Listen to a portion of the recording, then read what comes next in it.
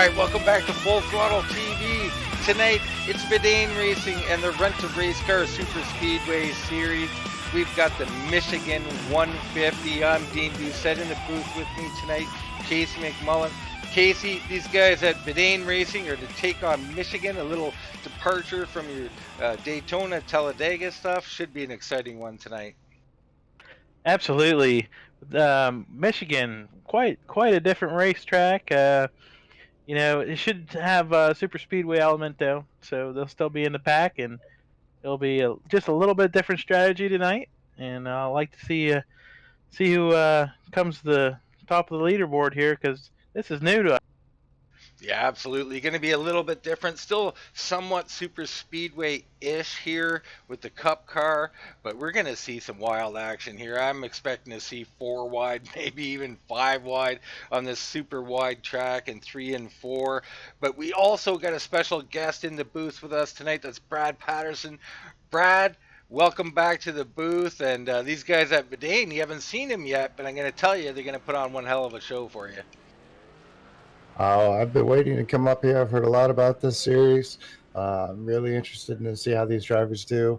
I couldn't have picked probably a better track to see them at, seeing it's their first time here at Michigan, and it looks like it's going to be a good race. You got a good bunch of guys here, and I'm interested to see what they're going to do with this track.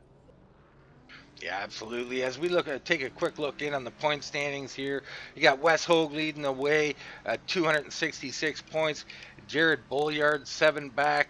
Jonathan Goke 18 back. Then you got Sean M. Butler, Alec Caron, Joe Marganti, Eric Wineland, Paul Strickland Jr., Joe Branch, and Eric Brantley running out your top 10. And speaking of one of those guys on the list, we got Paul Strickland Jr. here in the booth with us. Paul, good to see you up here. Good to see you on the track here in Michigan. Hey, thanks for having me, Dean. I love how you guys leave the broadcast booth up here unlocked. It's just crazy. I just walked right in. It was awesome. How you guys doing? Yeah, we're doing just great up here. We've really got to put a padlock on this thing. Anyway, Paul, you got some updates for us for the league and for the outlook for the future of Vidane Racing and everything. Why don't you go ahead and tell the people a little bit about Vidane Racing? Yeah, man, absolutely, and I appreciate that. It's been an awesome season. We're on our 8th race this season, and as everybody knows, we're sponsored by Rent a Race Car, Connecticut. We actually rent out. It's a team that rents out street stocks at Stafford Motor Speedway, and they've got 4 or 5 rental cars. Got a couple of guys. I know Chris in the '94 runs all year long, so it's kind of a pretty cool deal they worked out. But it's one of those things where in the last full season we ran, we had Ian Pash was the champion. And he actually won the free rental at Rent a Race Car at Stafford Speedway, and unfortunately the car blew up after a couple of laps. So no harm, no foul. But the same deal goes for the champion this year. The winner of the 2020 Vidane Racing Championship Series actually gets a free rental in the Rent a Race Car at Stafford Speedway. So the Stafford Speedway, unfortunately, with everything going on with COVID-19, coronavirus, all that good nonsense that you're hearing about on the TV, they did push the beginning of the season back an entire month, so it's no longer April 30th. Now it's May 30th, tentatively. But it's kind of going to tweak a little bit with the Vidane Racing and Rent a Race Car schedule, but we're going to make sure that we keep everybody informed, kind of keep everybody in the loop as we get the details. Yeah, it's a great thing you got going here, and the update is great, so people know where to get you and everything. Now, you're also going to be running a few practice races, maybe doing some recruiting as well for those guys who are looking to join a really fun and great, with great racers and aggressive racing, but yet clean. Is there any upcoming events that guys might be able to get into? Yeah, most definitely. I mean, we're getting ready to start our 8th official season race here tonight at Michigan in the Cup cars. But depending on how late the race runs tonight, it shouldn't be too bad. But if it's early enough, we're going to throw up a couple of practice sessions, recruiting races, if you will, for the next coming up races that we have. But we're actually going to spend tomorrow, Sunday, we're going to spend a lot of time kind of setting up different servers, different scenarios, just to kind of give everybody a little bit of entertainment. So a lot of the sports have canceled their seasons at this point. I mean, XFL, NASCAR, WWE, AEW, all the different sports series around that just kind of closed their doors. So we're going to try and entertain the masses, if you will. And Wesley Hogue and I have a couple of things that we're working on, a little bit of wrestling, a little bit of racing. So definitely pay attention to our Facebook page, facebook.com/Vidane Racing to see any live updates that we have. Well, there you go. As we look in right now at the Verdane Racing Championship belt, you talked about that rent a race car, but we got this beautiful belt as well, Paul. I mean, that's quite a prize. I keep talking about it. I want to get here and win it so I can carry it around on my shoulder everywhere I go. It's funny that you mentioned that because I actually, a couple of weeks back, and we actually told this story on Pit Pass Podcast that Wes and I do every week live on the Verdane Racing Facebook page. It's crazy. I got the belt. I got the 2020 Verdane Championship Wrestling belt, and we debuted it on the Pit Pass Podcast, a live podcast. We showed it off. It's a gorgeous belt by Pro Am Wrestling or ProAmBelts.com. They do a lot of championship belts for wrestling, racing, football, fantasy football, things like that. But definitely check them out. It's crazy because I brought it to the shop and I'm like, listen, you guys are the sponsors. I want you guys to take a look at this belt. And I forgot that in an old podcast, I told Wes, we should put this belt on the line 24/7, like the old WWE hardcore belt.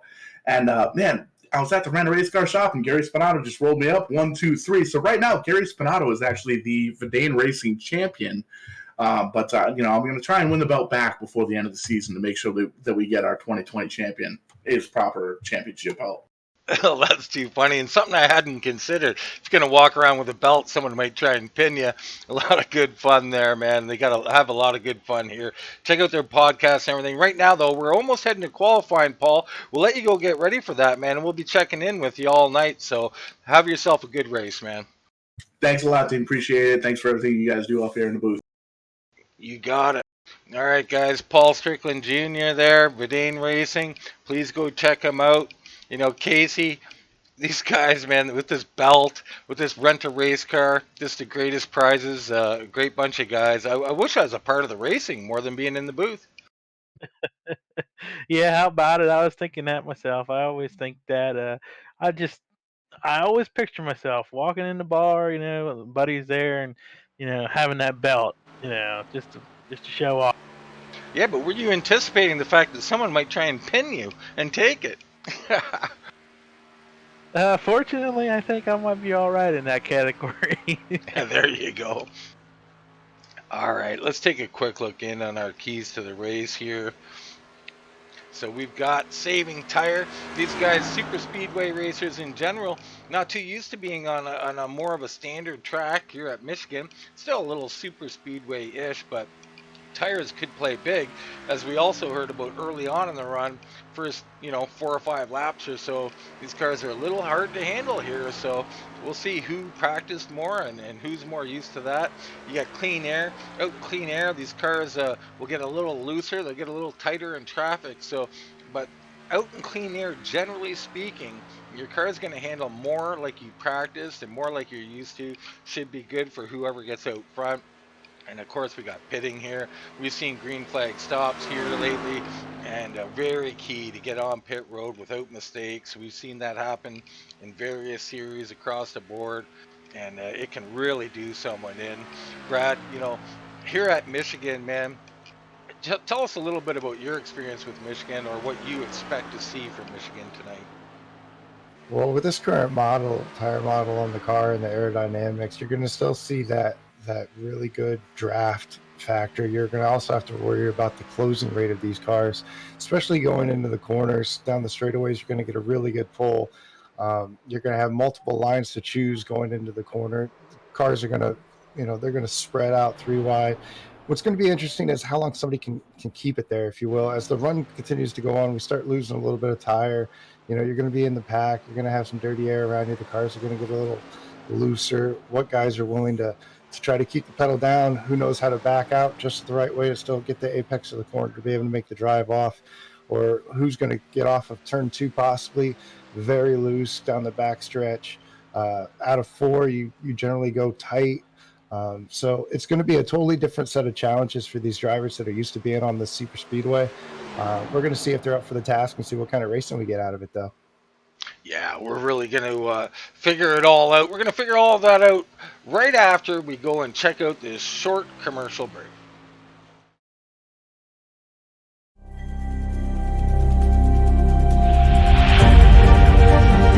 Coming up to the line, being chased, and it was Braden Johnson. Unbelievable finish. It was 1/1000th of a second between them. Green flag in the air. We are racing in the 2020 24 Hours of Daytona. They go door to door for the feature race lead here on the last lap of the race. Side by side for the race lead in the final corner at Homestead. Down the back straightaway, 3 wide again for the race lead. This is unbelievable stuff here tonight. Loma is going to have to be very deep on the brakes, and he is very deep on the brakes. It's side by side through the corner. This is for the win. It'll be side by side. Davies low, Ottinger high. To the very inside is Garrett low. 4 wide at the stripe.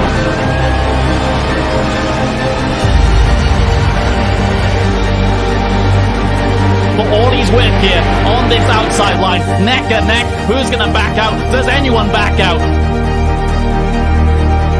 Verstappen starts to squeeze on the inside, and now he'll try and straight line it. Goes under the apron. Drag race to the line. It's so close to call.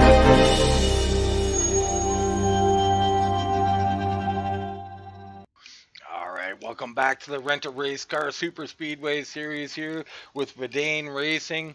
We're at Michigan for the Michigan 150, and guys are just ending up on qualifying here. I see at the top of the board here, Jonathan Goat Casey. No big surprise there. Yeah, he's always fast. Obviously with it being Michigan, we don't know who's fast on these tracks, but yeah, he's looking pretty good. He's at 18 points behind Wes Hogue for the championships. He's got 5 races to do it, try to catch him. So he's gonna have to look for a good night tonight. Yeah, it really is. You know, here at Verdane Racing, I think they have about 60% fuel, 50% maybe. Going to do about 25 laps or so on a run, and they have 1 fast repair. Now we've seen that come into play, Casey, and guys who like a Strickland Jr. we've seen hold back that repair. Other guys at Wes Hogue, whoever, holding that in their pocket. Do you think we'll see that again tonight, or are they convinced maybe a little different track? Maybe we'll go green a little longer, and if there is an early incident, guys will use it up. Yeah, I imagine you're not going to want to have too much damage here. So I would, if I got damage early, I'd probably use that mulligan to try to keep up with the speed. Yeah, absolutely. As we get into our starting lineup here, we look in with Jonathan Goke on the pole with a time of 40.47, or 468, I should say, that familiar 24 car. Starting second is going to be Ian Plash, last year's series winner, or last time they ran anyway, was he won the series and that great prize. He'll be in the 924 starting second. Logan Kress with back-to-back victories in his pocket in that 31. He'll be starting on the inside of row 2. Keenan Cousin in the 03 will start 4th. Alex Vasilio will be starting 5th. He's in the 21. On the outside of row 3 will be our points leader of Wes Hogue. The 19 of Joshua Stiles will be starting 7th. Brad Patton will start in the 8th position. Then you got Alec Karen starting 9th. Joe Morganti will round out the top 10. In 11th position is David Rosenblum. In 12th is Brandon Cruz. 13th, Eric Wineland. 14th, Jarrett Boyard. And rounding out your field in 15th starting position is Paul Strickland Jr. All right, there you go. That's the starting lineup as they get all settled in here and ready to go green. Brad, you're in the booth here for Verdane. You wanted it. Now, you got anything to say before we start here? All I gotta say is these guys gotta really be careful these first couple of laps. Wait till their truck or their car gets underneath them before they really start doing anything crazy. I'm not quite sure that that's gonna happen. It's going to be tough out here, and we're going green here as Jonathan Goke leads him down into turn 1. Ian Plash on the outside, the 31 of Logan Kress pushing down low, trying to take that second spot away. Yeah, he's pushing the 24 out to the lead here. He's actually looking to the inside, take the lead. Yeah, he's down low there, getting pinched from Jonathan Goke. Again, we've seen Jonathan Goke be aggressive early. No big surprise there. He's already pinching down a little bit, holding that 31 of Logan Crest down there. Here comes Logan. He's going to have a good run on the bottom here coming out of turn 4. Oh, he's sliding up just a little bit. But Yeah, we got everything a going to wreck. harm no. All right, man. Oh. Caution is out. Caution is out. Yeah, wrecking on the track. We'll get a quick look in on this. Yeah, that was actually the second wreck. Unfortunately, coming out of turn 2, Paul Strickland Jr. was involved in a single car spin. He got some heavy damage before that incident that happened there in the middle of 3 and 4. Well, we'll take a look in here at the main accident. As we see the 53 up high there. The 03 and the 21 is pushing. Oh, and down low there. We'll get another look at that. Yeah, the 19 of Joshua Stiles there. He just got a little loose. Came down the banking and hit the grass, and it turned right on him, and it collected quite a few cars, at least 5 cars. Looks like Boyard's involved, so that's unfortunate for him. Being Look in from Alec Karen's car there, and you can just see that car get loose, came back up the track and took him out. Very unfortunate there. We'll get one more look at this. You can see he's trying to hold it on the bottom and just overcracks up the track. 81, the 97 might have squeaked through there unharmed. Gonna be tough for those guys. So we go back to live, guys already down pit road.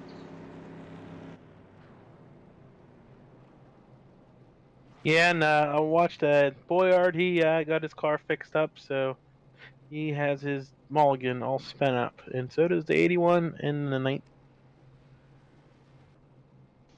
Yeah, it's going to be tough on these guys. The 81 not using his fast repair quite yet by the looks of it.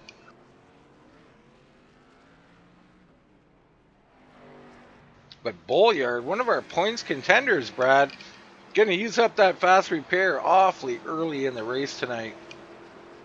Yeah, that's really unfortunate for all of these guys, really. I mean, you got a good portion of the field now.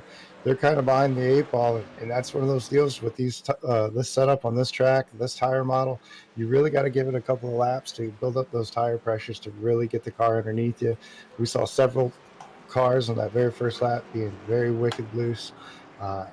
This time, I think cooler heads are going to prevail, and they're going to possibly be a little bit more tame, get a couple of laps on there before they really start going after it, because there's a lot of guys that can't afford for that to happen again. Yeah, that's a great point. And I think, you know, the adrenaline rush, you get off the start of a race and you just, no matter what you were thinking prior to the race, you want to go for it. You start feeling comfortable, and then all of a sudden that car gives way. But you're exactly right. 3, 4, 5 laps, you've got to let these tires warm up. It's just the nature of the beast now with this tire model. And Casey, these guys, they're going to have to show a little patience here. But our points leader, Wes Hogue, he got through there clean, I believe. Or no, Wes Hogue showing Actually, 2 laps down. Yeah, he actually fell through, so he has a little connection issues tonight. So, this opens the door for a couple guys, Boyard and Jonathan.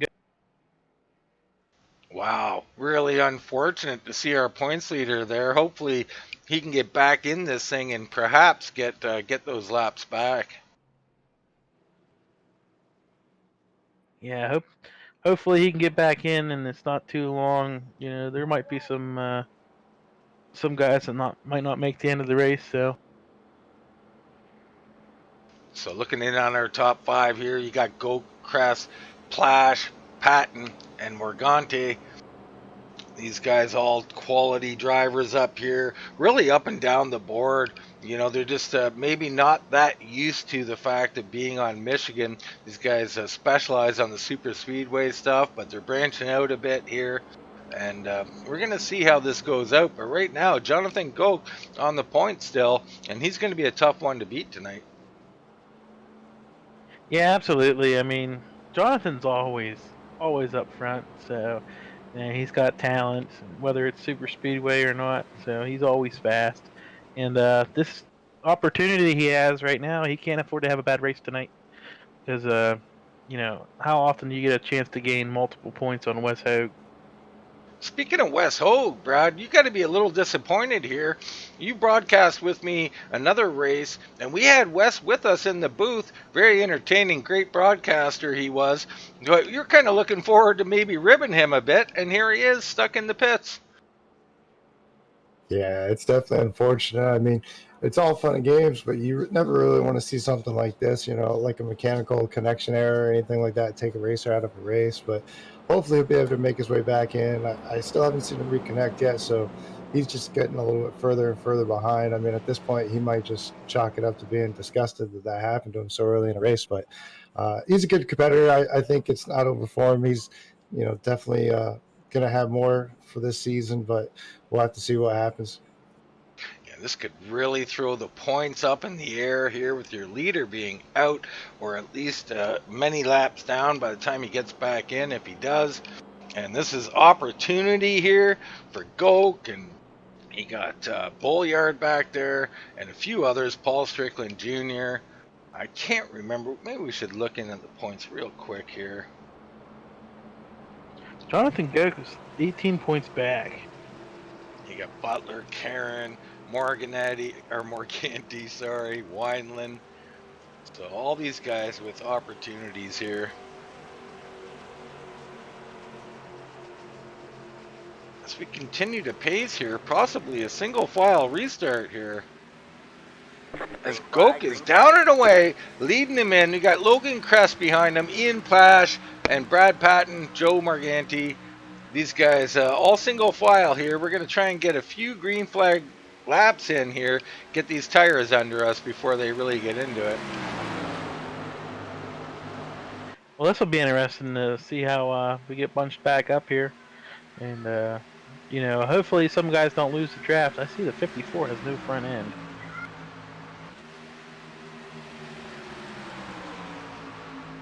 Yeah, he's a little banged up there, that 54 is. So we see this lead here, Brad. What do you think? Do you think these guys are going to be able to catch up here and bunch this field back up, or is this going to be opportunity for Goke and a few others to kind of get away as we see Ian Plash down to the inside? Yeah, absolutely. I think it's just going to be a matter of time. I think you're going to have 2, maybe 3 different groups here. Some cars with some damage that are going to be off the back.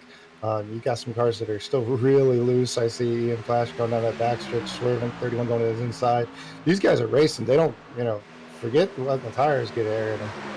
Yeah, man, there's only 3 or 4 guys in the lead group up here, but we're almost 4 wide entering that corner as almost contact between Cress and Groke as Plash looking on the high side. And you mentioned Plash got a little loose there getting out of the corner. The 22 looking for racing room. These guys don't hold back here at Verdane Racing, Casey. We're used to it.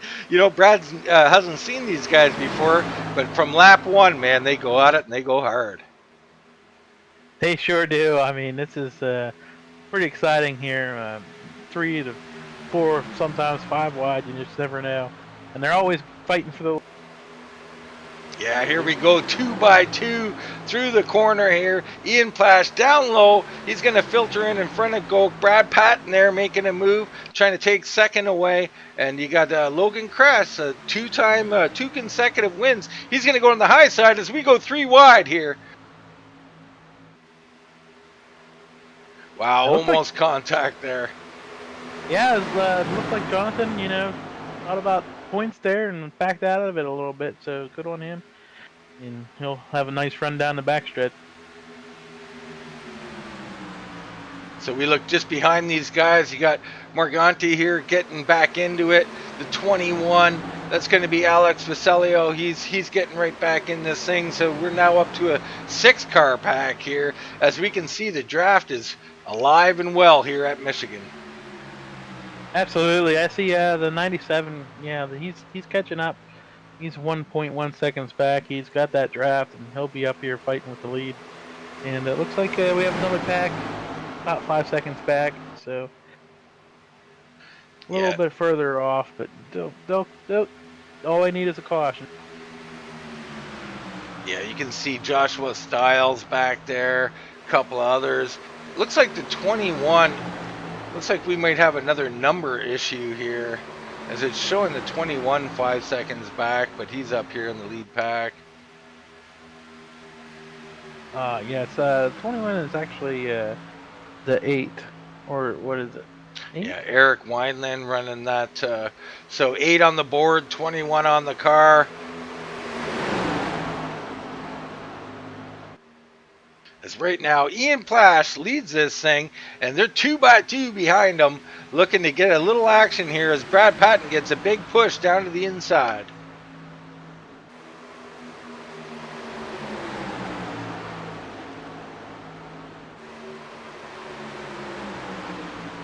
What a great push that was. I mean, wow. Yeah, that's the 8 there of Eric Wineland, again showing in the 21, and he's going to look to the outside now. He's got Plash behind him. They're going to, side by side, almost contact there with Brad Patton as they ride through the corner here. Yeah, they're fighting hard for that lead. You know, clean air is king, and, you know, it's worth fighting to get there. You know, we speak about clean air, and Brad, how long do you think this is going to go on before someone's able to break away and actually take advantage of some of that clean air? I'm not too sure you're going to get necessarily a breakaway. I think you might get some guys that, you know, as the tires start wearing down, they might not be able to, if you will, dive into that corner and stick under somebody, so they're going to have to let out a little bit. I'll tell you what, you know, I'm watching this. These guys are 2-3 wide. You know, that 24 of Jonathan, you know, he's got the most to lose here. I think that's why you saw him kind of drop a little bit. You know, he's looking at big picture as far as points go. But these guys, they're really putting everything in on every corner, and they got to watch it because some of these guys are really bump drafting like it was a super speedway into the corners. And, you know, when you go to set that nose, you don't have any downforce on that front end. That car just wants to push. Yeah, it really does, and they really do have to be careful. This is super speedway-ish. It's not a super speedway, so a little bit of adapting here for the guys. Doing a great job here as we're, you know, still going green here, and we'll be looking at, you know, this is about 10 laps in. It won't be long already before these guys have to pit. Probably around lap 25, well, plus the caution. So around lap 30, they'll be looking to pit. Well, keep in mind, I think the top 5 that weren't involved in that incident, they didn't pit. So there is a variant of strategy going on right now if we do run into green flag stop. Absolutely, as it looks like the 97 of Bolliard has caught up to this group now, reeled them in on his own. So strong car in the 97, as he's got to keep that machine clean though. He's already used up his fast repair. Yeah, absolutely. You know, he should be just thinking about points racing tonight and keeping that car clean. Up front again, they start to fight there as it looks like Patton backed out a little bit. He was looking high on the 924 of Ian Plash, as you see Eric Wineland there scoot up the track in front of the 22. And Michigan's like that out of 4, Casey.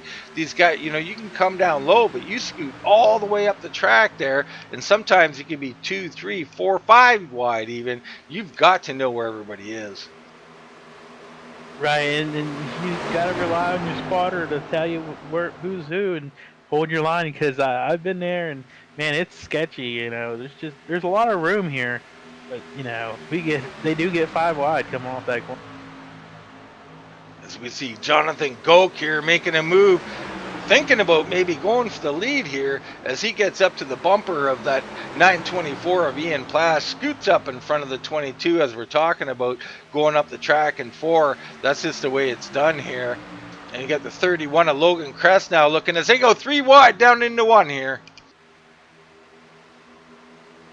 Crest showing a little patience there, perhaps backing out a bit. Doesn't want any early trouble here. And that's not something we're used to, KC, from the 31, patience. Yeah, it's a different race we got tonight, so maybe just a different strategy by him. So, you know, we're looking for him to still be up here at the end of this race. right now when I look at these guys, I kind of like the way Bolliard's running, safe, conservative, just staying in touch with this group and not doing anything, saving those tires, and perhaps here we'll make a move towards the end of this run as we're on lap 18, looking at about lap 30 for pit stops. Yeah, if you also look at it, I don't know if maybe the tires are starting to go away. Maybe that was kind of the strategy of that 24. He fell back when it was getting a little bit crazy, just kind of rode around, conserved his tires. And the later we get into this run, it seems like he's going to contest things a little bit more. Some of the guys might have to be lifting just a little bit more because they don't have the grip in the corners that they did on that low line. As Brad Patton gets a little wiggly there, maybe taking a look down, a look at 3 wide. As it with 924, Ian Plash dives to the inside of go. You got Morganti up there, Crest, Bolliard. You got the 8 of Wineland. And I think that is a 22 of Brad Patton there as well. Back in our second group, taking a look in at, you got Vasilio back here, Joshua Stiles, David Rosenblum, Keenan Kusan. I mean, we've seen these guys ride up front most of the season, so they got to be a little disappointed here to be back, and they'll be looking for a yellow here to get them back into this fight. Yeah, absolutely. It's a little unfortunate that they got caught behind there, but we had that single file restart, so they just didn't get up to speed as they thought they would. So, if they get a caution, they'll be right back in it, and we got a long race here tonight. Yeah, we definitely do. As Patton looks inside, making it 3 wide, backs out again. Smart move. It's a wide track and there's lots of room, but the line, you want to run is using the whole track, so you don't have as much room as it looks like. Yeah, and Ian's looking. He's looking for that clean air. Yeah, Ian Plash and that funky looking 924 car. I mean, he's a tough competitor. Last year's champion. But Jonathan Goke out front, I mean, he's been tough all year. He's got that clean air, and as these tires begin to wear, I believe this is going to be more and more key as these guys start to push perhaps a little bit in traffic. Yeah, as the 97 takes a look under the 31, doesn't look like he's going to get the run down the straightaway here, so he'll have to fall in line or get passed by 22. And 22's got a run on him, so he's doing a really good job staying up front here, keeping that points battle. Definitely is. Big night for him. Wes Hogue, I don't believe, returned to the track 20 laps down. So Wes Hogue out of this, our points leader. This is a big night for Bolliard and others to get in here, take this championship away, or at least a lead away from Wes Hogue.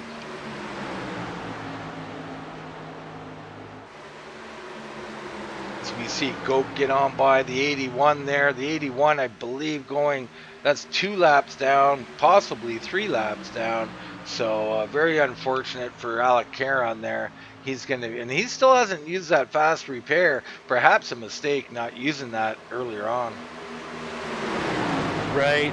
Like I said, I think this race is going to be more green flag, and you'd hate to lose that speed. And for as much damage as some of those guys had, I think it would have been a good move. Just take that fast repair. So as we look ahead here to around lap 30, Brad, what do you think? What do you want to do when you're pitting? Now this is kind of super speedway stuff, so you probably don't want to pit alone, do you? Or do you want to come in early? Do you want to come in late? What are your thoughts on that? Most likely, you're going to want to try to push it as long as you can, just for the simple fact that you've got to give the other opportunities for somebody else to mess it up, if you will. If it's me on the track, I want the clean air. I run my fastest lap by myself. I don't need a pusher necessarily like at a super speedway. So if I have enough fuel, I want to be one of the last people in. I want to have a clean pit road, clean pit entry. At the same time, though, if somebody's going to mess up getting to pit road, this is a different pit road that these guys are used to. They can spin out into the grass. They can hit something, caution to come out by not getting the pit road cleanly. I want to be able to take that advantage and make sure that I'm the one it doesn't go a lap down if that does happen. Yeah, I can't argue with those points. Great points there. As we ride on board with Jared Bolliard here, just have a look at what he's seeing up in front of him. As it, there's nowhere to really go. He's doing a great job of just laying off a little bit here, but you can see that draft as they move up on by here. Ian Clash, or at least to the outside of him. Clash falling in line and now picking up that draft himself. I mean, it's tough sledding out here, but you can see Bolliard with no fast repairs really kind of taking it easy. He could get bigger runs, he could put that nose somewhere else, but deciding not to do that. Yeah, it's a great strategy. He's got this opportunity presented to him, so he's got to take advantage. When it comes down to the end of the race, look for him to try to get out front. Take full advantage of this situation, just like Jonathan. Yeah, as we can see, the car's getting a little sketchy at this point. Guys, the tires wearing out and sliding a little bit on entry and on exit, so not easy work for these guys here. It's a 22 down way low as he makes a move on Ian Flash. Yeah, it seems like that lap car was a little bit of a pick as Logan Kress was able to get around that 24. A couple other guys were able to gain some position. And here we go again, 2 wide going down the backstretch, fighting for each position. Yeah, these guys are fighting hard. No surprise there. And we got Logan Kress back on the point. 2 races in a row, looking to 3. Now, we've been in leagues before where they put bounty on guys who win 3 in a row. Perhaps we're going to need a bounty on Logan Kress if he can come through and win this race. As they look 3 wide here, Goke way down low. I'm not sure what was going on there. Ooh, unfortunate. Goke is coming in for his pit stop, but unfortunately, the 53 got on the. Yeah, 53 having a little problems there getting down pit road. That's Joe Marganti, and he's I'm not sure if he'll get a penalty out of that or not.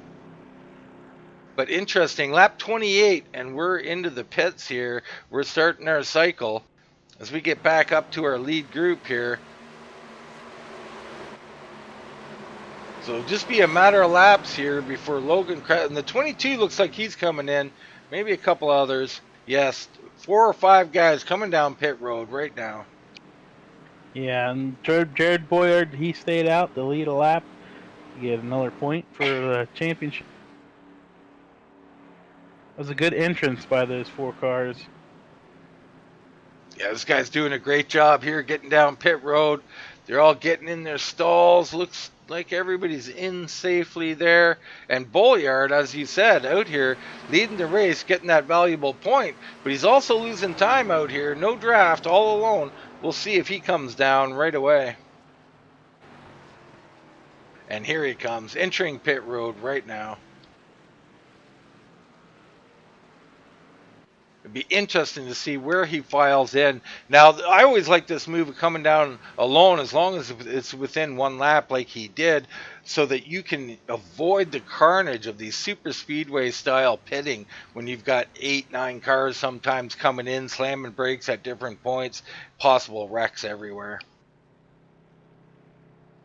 Yeah, that's what I prefer to do. Come in a little bit later, see if there's going to be a caution or not from people. So Bolliard down and away. We're going to stay with him here and see where he filters into this fight. And Goke's just going around him right now. Yeah, Goke's got himself a nice lead here. There's going to be 3, 4, 5 cars get right on by Bolliard. He will have 1 lap fresher tires. Not a big deal here, I don't believe. He's going to filter and he's going to catch that, almost main group draft, and we'll see if these guys can catch up. But right now, it looks like Jonathan Goke is going to have a nice lead when this all filters through. Yeah, he had a really good entrance, so he gained a lot of time there. Plus, he had that extra lap on his guy. So coming back to pit strategy, Brad, we're at 30 laps. The guys have pitted now. They only can do about 25 laps. So I guess are you just going to ride this out to about lap 55, would you say? Yeah, you got a couple of train of thoughts here, if you will. You can ride it out as long as you want now, or you can just wait till you get into your pit window. We know they can do at least 25 laps now, so they're going to go at least to lap 50, if you will. It depends on, I think, if there's any deals being made with teammates or if it's every man for himself. I think you're going to see some guys starting to work together to try to track down those leaders because, all of a sudden now leaders have 2, 3 second leads.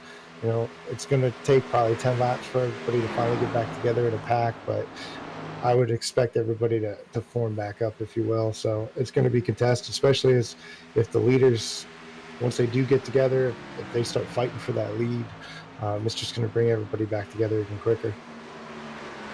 As we see Wes Hogue back out on the track, minus 28 laps currently, and that's not good. But he's still out here. He wants to do a little bit of racing, so he's not really giving up anything at this point. As we see Logan Crest is pushing Jonathan Goke right on by Wes Hogue there. Yeah, and he's looking to take the lead himself. So back to Wes Hogue, he actually has a position that he can gain. Joe Morganti, he retired for the race, it looks like, so that'll be good for Wes to pick up 1 point there. Every point is important in these championship battles. Yeah, and you see just the difference it makes with Wes up there. They're running side by side. That group behind them is running single file and closing in on them very quickly because of the fact that the two cars in front of them are running side by side. Yeah, as they start to reel him in here, Brad Patton, Ian Plash right there. Looks like Eric Wineland's in there with Jared Bolliard managing to latch on. These guys should be all in a single group in a matter of laps here.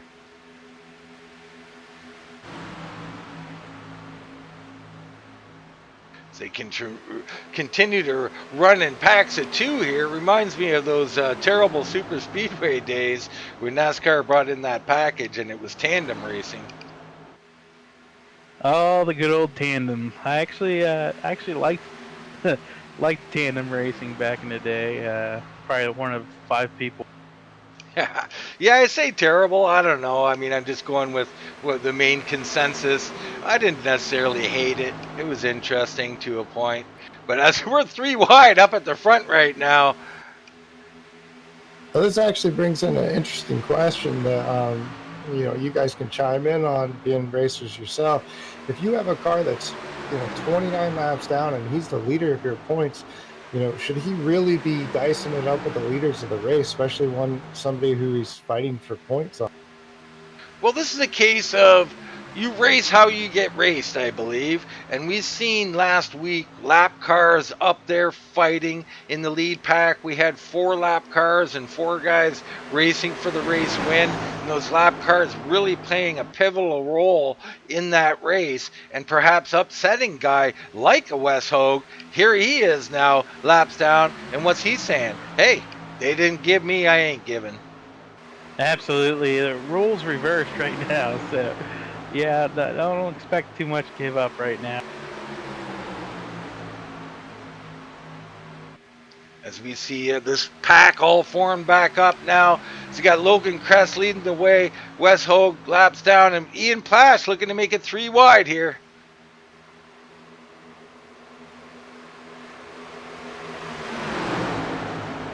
As we come down to the halfway mark, basically, it's Logan Crest, Goke, Plash, Patton, Wineland, Bolliard, Baselio, Couson, Rosenblum, and Karen, your top 10.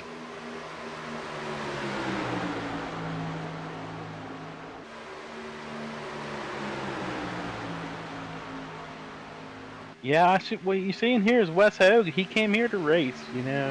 Unfortunately, he had his little connection issues, but use it as a test session, really, for him. For others, they could be, kind of a little angry, maybe. I know I get frustrated with lap guys myself, so. Well, if you're in a points championship, he knows he can't win the race right now. But what he can do is try to do everything he can to make sure his nearest competitor doesn't win the race as well. Now, I don't say that in any type of a dirty way or race somebody dirty or wreck them or anything like that. But that doesn't mean he can't influence somebody else or help somebody else win the race and help himself at the same time. Yeah, absolutely. Yeah, I'm conflicted when it comes to this kind of stuff. I'm not sure what Wes's move should be or shouldn't be. As long as he's not causing wrecks, there's no real issue here. I don't know. I don't know if I'd file in behind these guys or not. But it is what it is. And like I said, racers got memories, and they certainly remember what was done to them the week before. As you see, Wes Hogue now kind of falling back. Yeah, I think he was just seeing what he had for the race tonight, and you hate to not be able to race. It's hard when you're in a race and you got a perfect car, and you can't show what you got. Yeah, that could have just been a message to his fellow competitors saying, hey, I may be out of this race because of the technical difficulty, but I'm plenty fast to get up there and lead this race if things were different. Yeah, absolutely. Yeah, that could definitely be a message sent. I kind of like it. I mean, I like what he did. He didn't do that for a whole race. He put in his 5 or 10 laps, show what he's got, fell off. He's going to let these competitors now battle it out, and battle they will, as you got Plash and Goke and Kress up here fighting, Patton coming in there, Eric Wineland on the high side, and Bolliard doing his thing, just riding around at the back of this pack, a couple car lengths back, just minding his business. He doesn't have that fast repair left, but I don't think that's ultimately his decision here. I think he's just thinking, Wes Hogue's out of this. I could take the points lead. I just need a decent finish. Yeah, I believe that's what his goal is now, to have a nice finish. Come out with the points lead.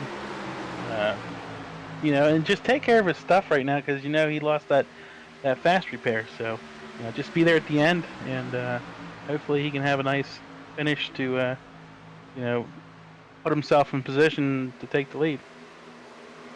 I've been watching Ian Plash, our early leader there, and he seems to be pushing a little bit, especially in 3 and 4, as he gets up to the wall really early in the corner.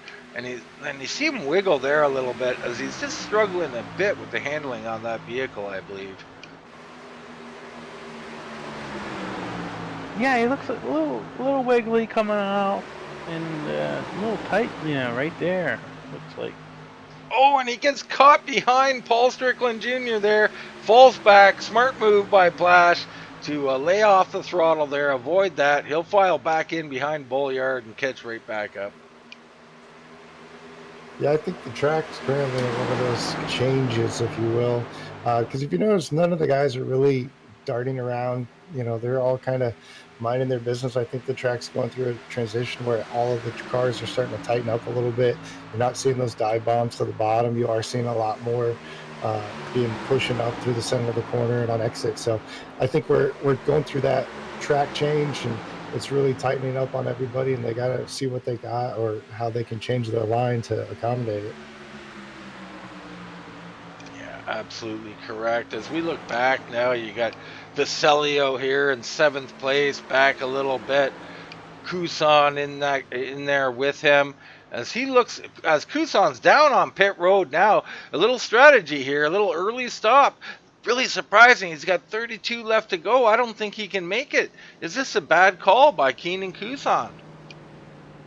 I'm not sure what's going on here. Does he have damage at all, or I'm not sure what's going on. Yeah, that'd be short of the distance that we were talking about. Yeah, I look back, and he definitely pitted on lap 28 with everyone else. So this is definitely either an unscheduled pit stop or he's trying some strategy here. Maybe he didn't get the tank all the way full. It could That be. could be. I mean, there's something going on there, but as we've seen in the past, we don't always know exactly what's going on in the drivers or their cockpits.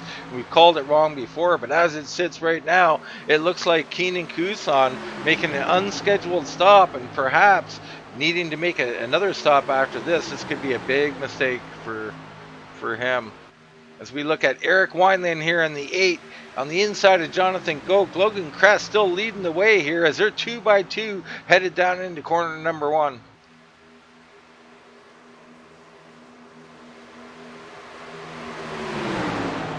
Yeah, that looks like Goke's going to have a Oh, little we run got coming off the contact corner. there. Wineland down to the inside. That was Goke and Wineland, I believe. Could have been Plash, I'm not sure. But Eric Wineland getting bumped out there. He's going to fall in and be all right. Yeah, it looks like he's going to catch the draft, so he'll be all right. Unfortunate there. Unfortunate, but great driving. He saved that thing. As you see Brad Patton just pushing that 924 of Ian Plash.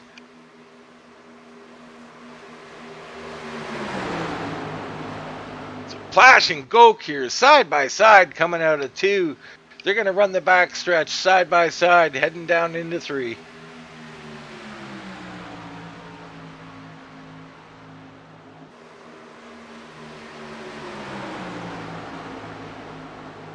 We see Logan Kress there starting to work his way back up through here. Perhaps looking 3 wide here down at the start finish line. Kind of falling back in line. Not sure if he wants to make that move or not. Yeah, I think the cars are tightening up too much to make that move right now. He's got a fast car. He'll be there at the end here. And man, Goke's looking pretty good right now. And when we get back to Keenan Kusan, the unscheduled pit stop, the one guy that really hurt was Alex Vasilio, who's now 16 seconds back. I mean, that was his drafting partner that left him. Maybe he was off the pace. Maybe he couldn't really help him. That's why he pitted. I don't know.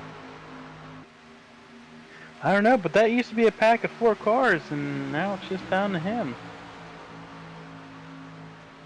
Very unfortunate for Vasilio in the 21. Well, I don't know. Let's take a look in on Vasilio and see what... Yes, he is in the 21. Eric Wineland also showing in the 21. He's in the 8 car on the board. So Jonathan Goke leading the way here. Ian Plash in second. You got Logan Kress up there. Brad Patton, Bolliard, and Wineland all not fighting for the lead here as they continue to race hard. Here comes Brad Patton, man. Those two got real close, and Brad's looking really good coming low on the front stretch here. Well, now that 24 is getting a push. Yeah, man, they're getting one heck of a push there. As you can see, these guys riding right up on the bumper, pushing hard.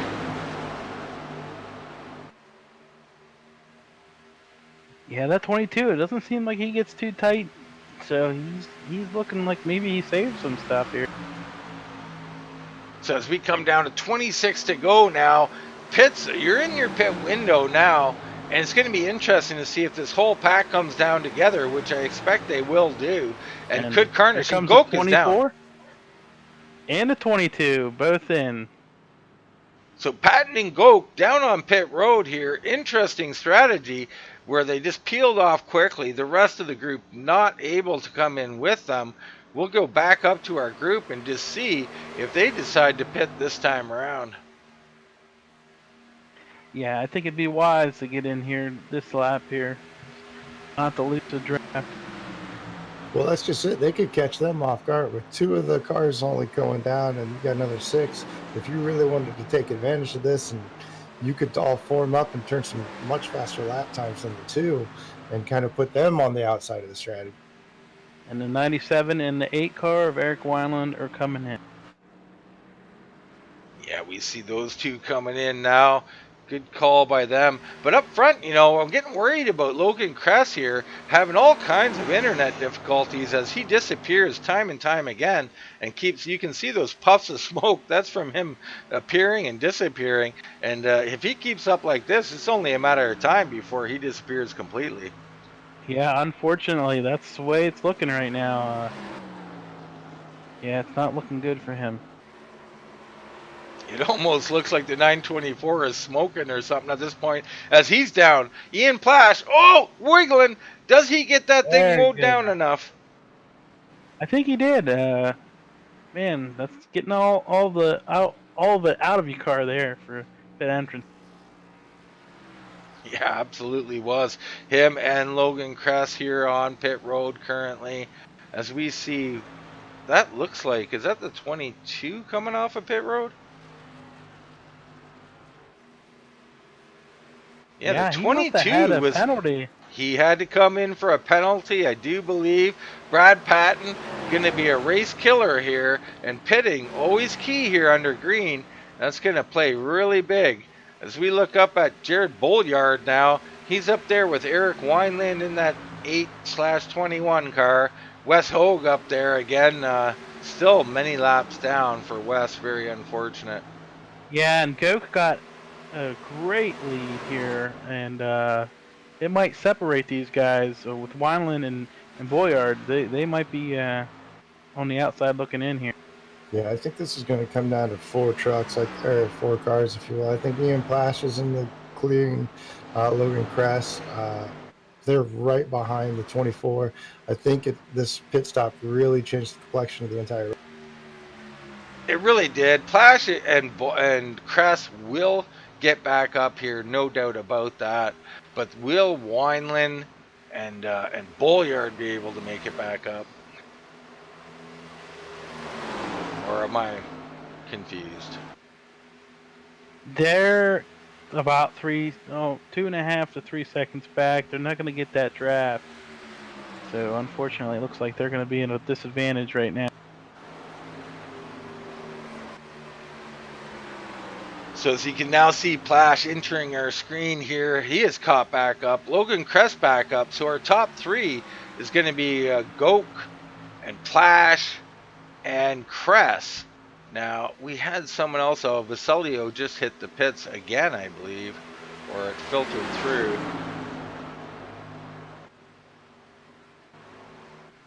Yeah, so it's going to determine whether or not these guys work together or not. If they work together, you might not see that ache of Wineland or Boylan catch back up. If they start racing, I think that the other two cars, will catch up, and this will turn into a 5-car battle. Well, that's the thing. Like, how bad do you want to lead this race versus win this race at the end? These guys just need to stay in line. They stay in line. I don't know if they're catchable at all. As we look back on Wineland now, and him and Bolliard about close to 3 seconds back here. I don't know. They might be able to catch up. It's an odd thing what 2 cars can do. Yeah, they are actually pulling about a half a second back a lap, so they are closing. They're running about 4 to 5 tenths a second a lap faster. Well, there you have. They should get back up there momentarily then. We go back up front as they continue to run 1, 2, 3 in line. Let's go Plash and Kress. Kress are 2 races in a row. Plash a series champion and Goke a race winner. These guys all high quality drivers here up at the front. Yeah, and Jonathan's got to be thinking about trying to lead the most laps he can, get that extra point for the championship. Yeah, definitely Jonathan Goke in prime position to perhaps take the lead. He's got Bolliard up there as well, who's got a shot at taking the lead. Both these guys, as we see, Wes Hogue has got no render. He's back on the track. He's about to pick up 2 spots in the next few laps. Those would be 2 big points. We've seen championships. I've seen them won on a tie before. So 1 point could be huge at the end of the year. Absolutely, he might be able to look back at this and like this was the race that won him the championship, really, if he wins. So Eric Wineland now catching back up. Him and Bolliard now under 2 seconds back. They're making up big chunks of time here, which is hard to understand, but it's happening nonetheless. These guys doing a great job here of helping each other back to this lead group. Yeah, they're doing a really good job. They're catching up. They'll be up here within a couple laps. So they did a really good job, worked together, and get back up to this lead pack. And the lead guys here, Brad, all stayed in line, did what they're supposed to do, but still couldn't outrun these other 2 guys trying to catch them. Well, I think it's a little bit of, this whole race has been all about aggression. But if you look at these top three, going down the front stretch and everything, there's huge gaps in between them.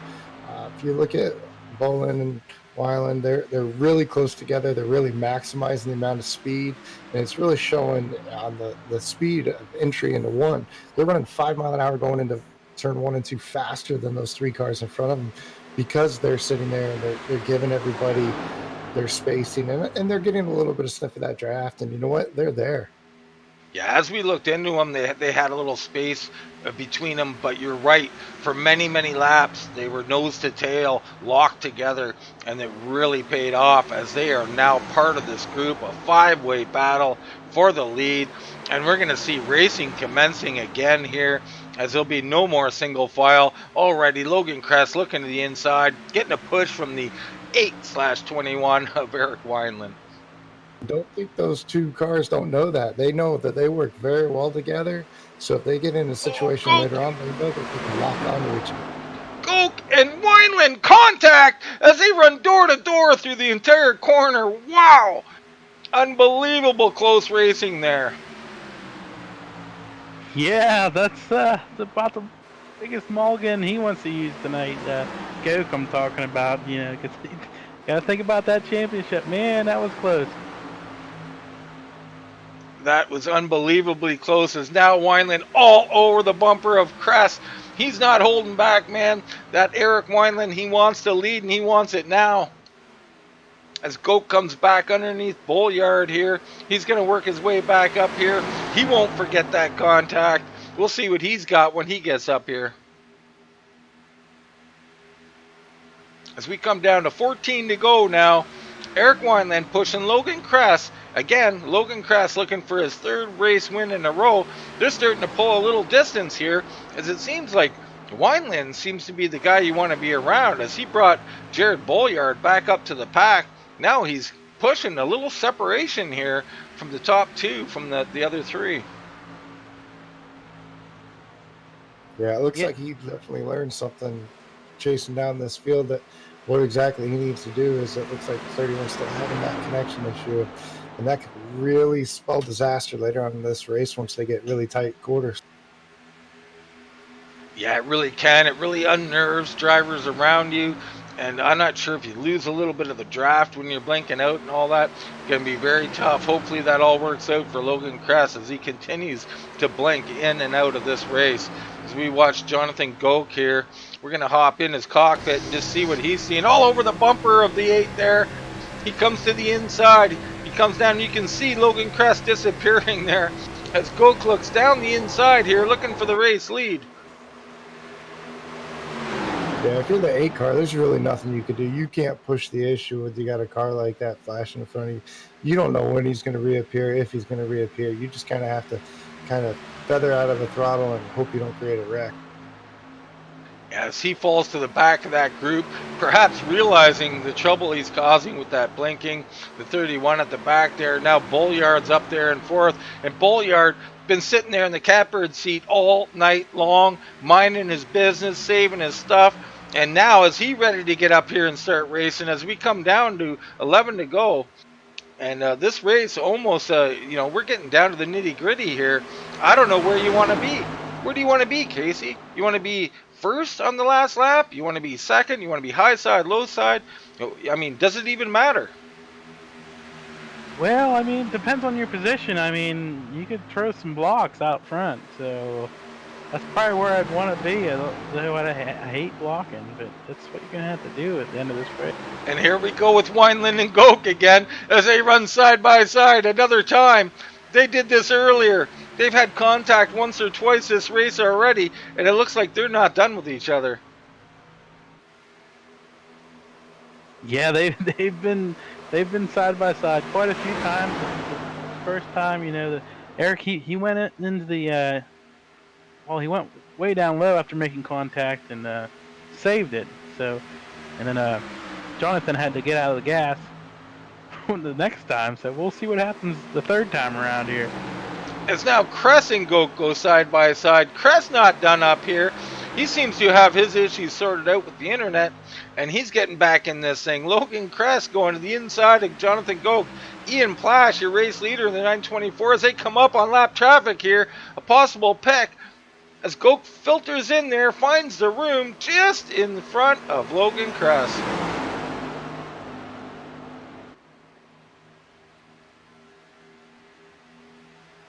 I'm still liking the way that Jarrett Bolliard is looking back here. He's the only guy kind of playing it safe. He's going to have to get up here and stick his nose in it if he wants the race win. But he's still thinking these guys are going to wreck the way they're racing, and he's just taking it easy back here. I'm not sure he's wrong. I'll tell you that much. Yeah, and with the, he's thinking about points, and man, if these guys all wreck, take each other out, he gets through there, that's an easy win. Even better on the. Now, last week, we've seen lap cars have a big influence on this race, and now we got the 54 of Brandon Cruz up here. Is he going to play a role? As we see Bolliard not really unsure whether to come inside him or stay behind him. Bolliard down low side, he's going to go around him. So perhaps Brandon Cruz, after last week, seeing what happened, not willing to get up here and mix it up with these guys. Yeah, it's a good move. He's got about 8 lap fresher tires too, so it's a good move. As we see Logan Kress here, he's got Eric Wineland pushing him on the high side. You got Plash and Goke. They go side by side through the turn here. Again, it's Wineland and Goke side by side. These guys, you've got to think something's going to happen between these two sooner or later. Yeah, they're getting really tight. It's coming down to the end of this race. We got, 7 laps to go right now? Coming to 6 to go. All bets are off right now. And that time through, it was Kress and Goke. I mean, Goke just pinching down a bit, doing some great super speedway driving. Nothing wrong with it. Very dangerous, though. I mean, especially when you're on the high side pinching down, you're the one who's going to get sent up more than likely towards the wall. Yeah, and the biggest difference that lap is you saw blocking starting. Ian Plash, he started swerving that car around, starting to do some aggressive blocking, and I think that's only going to ramp everybody up. You're going to bottleneck people behind you, and eventually somebody's just going to get run over. Yeah, absolutely. That's a distinct possibility. As Ian Plash continues to lead, Logan Kress right behind him.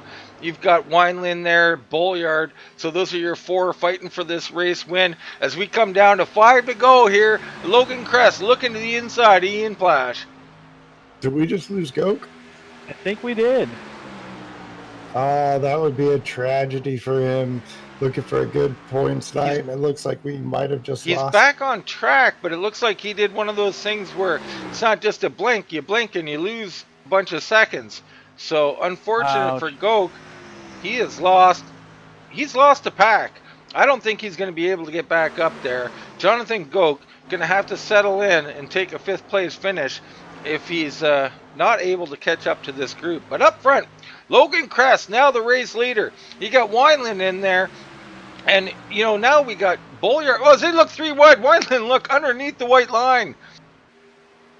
But Bolliard's still sitting here, Brad, in the catbird seat. 1 car down. He's thinking, I'm up to 4th. I still haven't done anything. Yeah, absolutely. And one big thing with Eric Wineland, he went below that white line, but that is off limits, I believe, for this race. Yeah, it's possible that it is off limits. It could be off limits only for passing. Not sure about that. We'll have to check in on that. But right now, Logan Kress leads the 924 of Ian Plash, Eric Wineland in 3rd, and Jarrett Bolliard in 4th, as we're at 3 to go here, and we're about to see what's going to happen here at the finish. I have no idea how this is going to play out. Density is picking up. You're seeing bump drafting 2-3 cars deep. These guys are not going to give any inch now. You're going to get a lot of blocking. It's going to be survival, I think, at this point. As Plash down to the inside, right on the door of Logan Kress. He's going to take the lead here in corner number 3. Eric Wineland looks down low of Logan Kress. Bolliard still hanging in there. Plash up high, gets a little bit loose up by the wall. Oh, Wineland, a little contact. as we're down to 2 to go here, folks. 2 to go. Eric Wineland looking down low on Ian Plash. And one thing about Ian Plash, if you notice, he cannot get through 3 and 4 very well. His car tends to push at the exit of 4 for sure. If you're the 8 car, you want to make sure you stay on that rocker channel. You want to make sure he's on the outside. You know he's going to push, and you want to be able to rotate through. As the 31 looks underneath him, I think Plash is again going to push. He's going to have an opportunity to get to the inside. Yeah, as Wineland comes in here to give Logan Cress a bit of a push as they almost contact there. Bolliard starting to get up here in the mix as they are bumper to nose to bumper. Unbelievable. We're on their final lap here. Logan Cress looking down low. Can't find any racing room down there as we go through single file through 1 and 2. Coming down the final backstretch here. Logan Cress diving to the inside. Wineland's going to go with him. Bolliard still hanging back here. Wineland dives back up high behind Plash. Oh, contact. Bolliard giving a little shot to Wineland. We got Plash coming to the inside. He's a little bit of contact there with Logan Cress. Logan Cress coming around out of 4. He's going to get this race win. That's going to be 3 in a row for Logan Cress. Plash will come home second. Looks like Bolliard will grab 3rd. And Eric Wineland's going to be your 4th place finisher. Wow. What a great finish that was. That's really a testament to these drivers, though. I mean, they were able to really keep it that close and not bring out any type of yellow or something. That's great racing. Yeah, really great racing. Perhaps guys waiting, like Jared Bolliard, waiting a little too long to make your move there. You need a couple laps to get that momentum up. But great job by these guys. We've seen contact maybe 1, 2, 3, 4 times even. And guys held it together. Eric Wineland got a little bit pushed out there, and he'll take home 4th. He's got to be a little bit, upset with that. But we can see how happy Logan Cress is. This is not easy, man. Fixed setup league, and here we are looking at 3 consecutive race wins for Logan Cress. Yeah, what a great job he did. I mean, this was a battle tonight. Any one of those guys up front, they could have won this race, and it was about position at the end. Getting the push, he got that push from Eric Wineland, going down the backstretch, and just put him in the prime position to get by the 924 of Ian Plash. Yeah, what an excellent job. What an excellent finish there. Heart-stopping action near the end. Always at Verdane. The group's got a little broken up tonight, guys, and it was a little unfortunate that we didn't see that big pack all together. But nonetheless, only 4 or 5 guys up here fighting. They put on a heck of a show, Brad. Oh, absolutely. And you know what? There's certain things throughout the course of this night. You unfortunately had the issue with Wes Oak. You had the issue with Jonathan Goke. He was in there all night long, and then he had that issue. But you know what? The guys, they had issue early right off the bat. They were able to all rebound. Some of them should have taken a repair, but they chose not to, try to save it. But at the end of the day, there was close racing the entire night, lap after lap, contention. It was a great race. These guys really put it on tonight. Yeah, they did a great job stepping out of their comfort zone, stepping into Michigan. It was a great race here at Rent a Race Car Superspeedway Series with Verdane Racing. And we're going to take a short break. When we come back, we'll set our finishing order. We'll get interviews with our top 3. For now, we'll go to commercial break.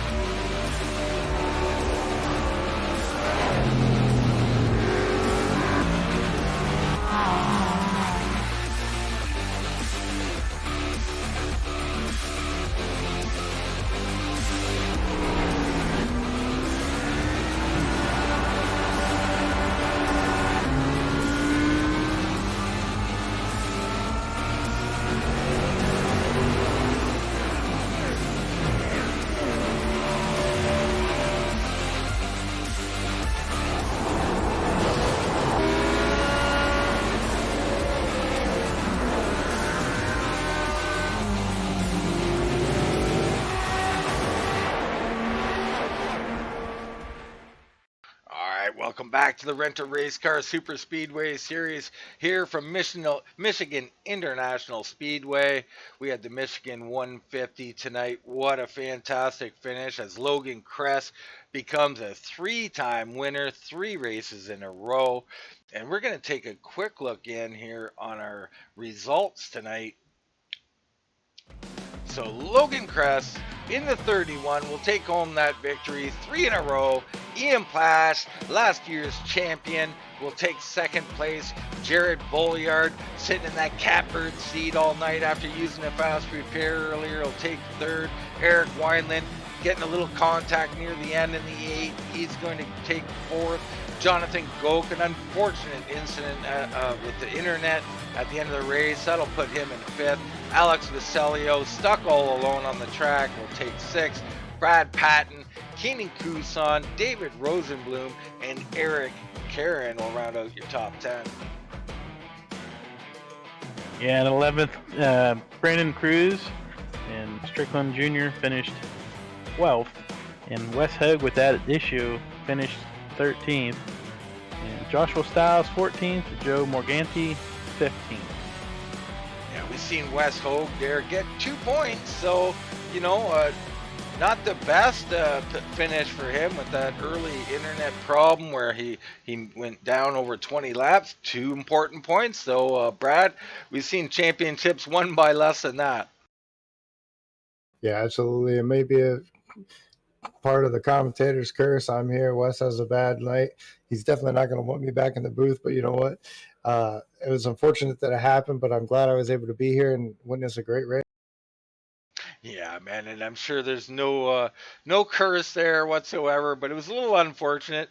You did come here almost with the express, purpose of seeing Wes Hogue race and perhaps getting on him a bit or having a little fun with him. But we can't really do that when a guy has an early problem like that. But a great job of getting those 2 points, but a better job from our top 3.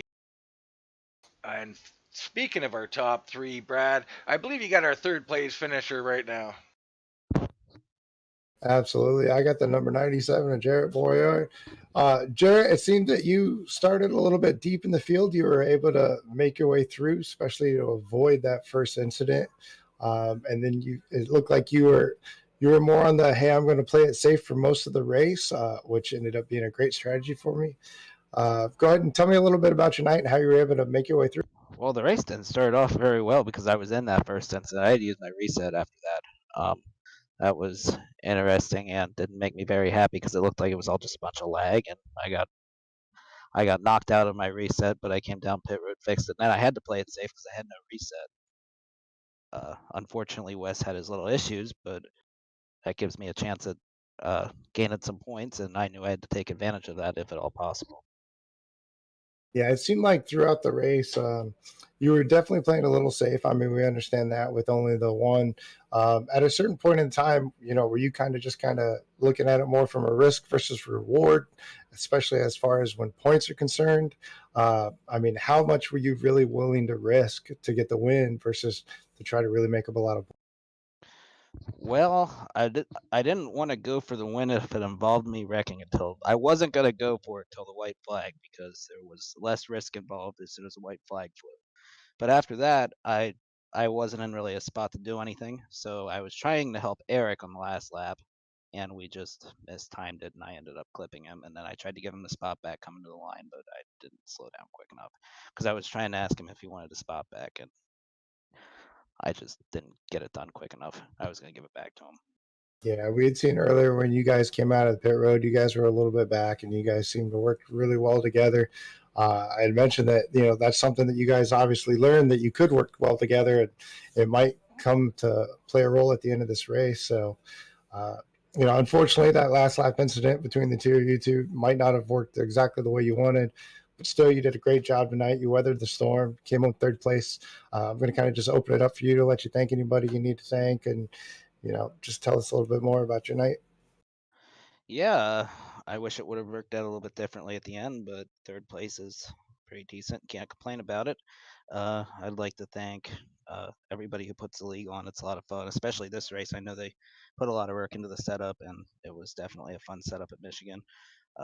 Thanks to Eric, he helped me out the whole race, and Wes, he helped me out last race.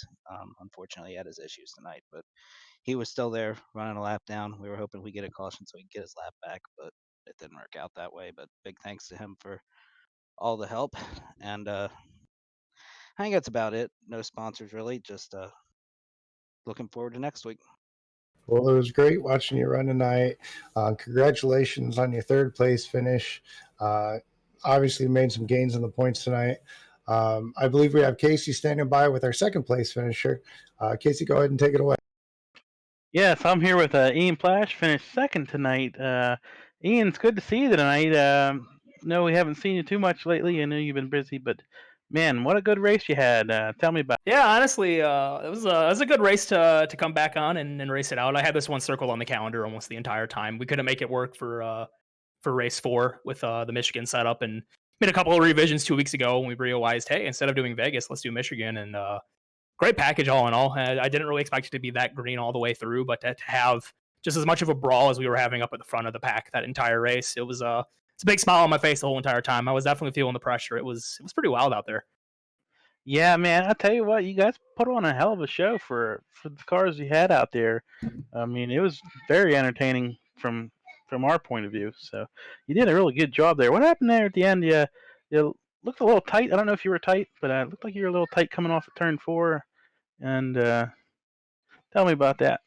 Yeah, at the end of the run, the right front definitely does start going away. End of the run, we were seeing like 70 to 75% tire wear on the right front, and we were just about at the end of a tire cycle there for the end of that race. So as soon as Crest got that big run down the back to my inside, I knew at that point there was nothing I could really do. Maybe try sending it back on the inside if he overshot the middle. But Crest is one of the most veteran drivers we have. He's a really smart guy, so he backed up the center, didn't even give me the opportunity to get to his inside there. So it was kind of damned if you do, damned if you don't. I gave it a try. I gave him a small little tap in the left rear coming out of 4, but I wasn't about to wreck the guy for the win. So, at that point, it was just kind of let him have it. But, for the entirety of that last run, Crest, Goke, everyone up front, like my hat's off to every single one of you guys. I know this package is not one of the easiest things to drive on the planet, but for you guys to make it stay that clean, that green the entire race, and even throw down super hard at the end, I couldn't ask for any more. Just one hell of a way to finish out this race. Yeah, it was a really good show you guys put on. Good car control. We've seen a lot of side by side. Just really good, and glad to have you back for tonight. And go ahead, the floor is yours. Thank any sponsors or anybody out there. Give it a shout. Yeah, no, honestly, I just need to give a shout out to everybody who came out to run this season. You look at Verdane seasons in the past, and you're just like, wow, we were this giant league, 40, 50, 60 guys trying to make it to every round and full fields. But end of the day, like this tight knit group of guys we have right here, between the 15 to 20 that show up every week, they're good friends. They're fun to hang out with. They're great to battle with, and really my appreciations extend to everyone out here who continues to support us, even though we're not necessarily as large as we were back then. But end of the day, it's just all good, fun, clean racing between a good group of friends, and I can only hope for the best from this point on. That's great. Yeah, you guys have done a great job here. Obviously, all good friends, and man, it's exciting racing here, and I imagine more people see it, the more they're going to want to get involved with it. So, I just see this place doing good from here on out. Yeah, hopefully so. We'll see what happens here. We got to finish the season out, and then maybe talk some reform over the off season coming into the next round. But yeah, for now we still got 4 more races to go, so we'll continue to do what we've done and keep putting on a show. All right, thanks, Ian, and congratulations on second. I appreciate it. Thank you. All right, that was Ian Plash, second place tonight, led a bunch of laps, did a great job. There's one guy who did one spot better. He's been doing it consistently, 3 wins in a row. Logan Kress, our race winner. Congratulations, Logan. Thank you, guys. What's up? Hey, man, unbelievable job tonight. Like I said, 3 in a row. It doesn't get any better than that. Heck, I know leagues will put a bounty on you once you won 3 in a row. So congrats on that. But talk a little bit about maybe your biggest problem of the night could be coming from your own house, as you had some internet issues. Possibly, we were thinking you might just blink out completely. Yeah, I think before that first caution, I was having a lot, and then that last run there, I heard somebody in race chat queue up and say someone was blinking, so I just assumed it was me.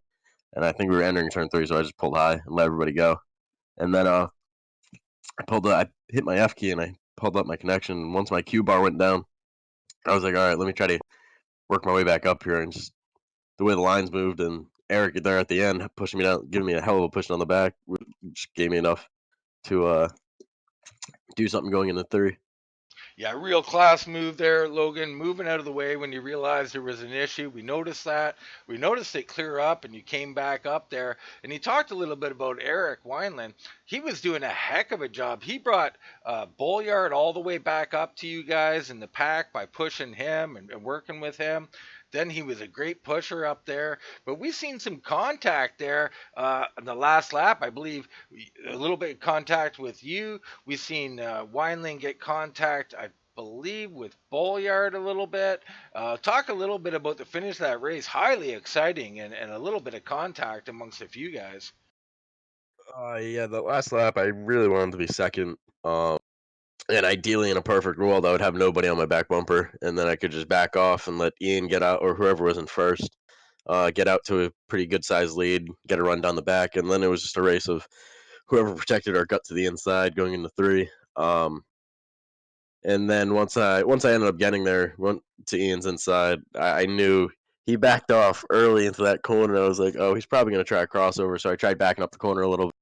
And then we almost made contact. He almost hit me in the left rear, or maybe he did tap me in the left rear. He could have easily wrecked me. He backed off a little bit, but yeah, once I knew he hit my bumper and I was still going straight, I was like, all right, I think. Yeah, and you weren't the only guy with having little issues tonight. We've seen Gok have an issue that put him several seconds back, internet problem. Very unfortunate for him. But you're just doing a masterful job here, Logan. And 3 in a row, you missed a race or two at the beginning of the season, so the points aren't really that big. But I guess with the standard that you have set now of winning every single race, perhaps you climb your way back into this points race. It's gonna be tough when the points leader in second place keep finishing in the top 5. But yeah, we'll give it hell. We'll give it our best. Well, the points leader of Wes Hogue actually having problems tonight, so there's going to be big gains to be made by yourself, by Bolliard, Wineland. Even Gok's going to have a decent night after that little issue in 5th place, but none better than you, man. I can't congratulate you enough. 3 in a row. I mean, that says it all. I'm going to keep saying it all night long, but congratulations again, Logan. Thank you guys so much. All right, man. Brad, that was Logan Kress, our race winner. Absolutely. They did a great job tonight. All of the guys. I'm sure he's thrilled to finally get that monkey off his back, close the gap a little bit, if you will. 3 in a row. I mean, what can you say about that? I mean, there is going to be a bounty before too long. Yeah, Casey, when we talk about 3 in a row, this is an open setup. This isn't some great crew chief. This is all driving and talent, man. These guys all in the same cars, and Logan Kress prevailing again, man. Yeah, man, he's done it, 3 different tracks now, but this was a different race tonight, and he's got the talent for it everywhere, and man, great hats off to him, and we'll see about a bounty. Never know. You do never know. But one thing we do know is we're gonna have the BS Show Info 150. That's going to be coming out at Daytona, and that'll be next Saturday night right here on Full Throttle TV. I hope you can all come out and join us. We also got tomorrow night, we've got the guys over at ISRA and the FEG Xfinity Series. They're going to be at Homestead. We'll have Wednesday nights, we got the Full Throttle Sim Racing League. Those guys go off at 9 o'clock on Wednesday nights. So come check those 2 out. But get back here next Saturday, 8 o'clock, as we head to Daytona. Going to be a heck of a race. Until then, that's it for us here at Full Throttle TV.